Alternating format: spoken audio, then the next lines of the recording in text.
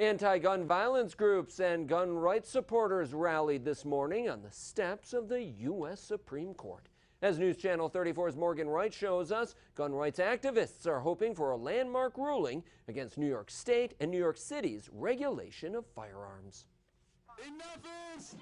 From the steps of the Supreme Court, gun safety advocates and lawmakers defended local gun regulations. We have a right to protect ourselves and our communities. This is what a movement looks like, right?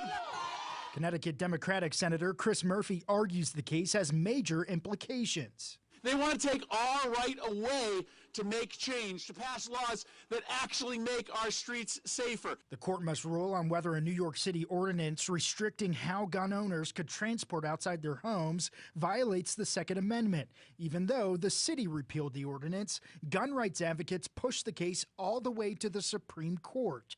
Now, gun safety advocates at the Brady campaign say state and city level gun regulations all over the country are at risk of being struck down.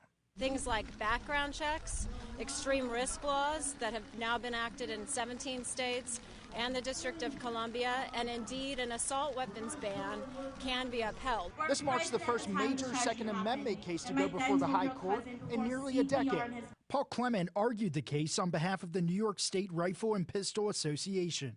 This is part and parcel of the kind of regulations that have no basis in text, history, or tradition and should not be upheld consistent with the Second Amendment. An opinion in this case is expected before the end of the court's term in June. Reporting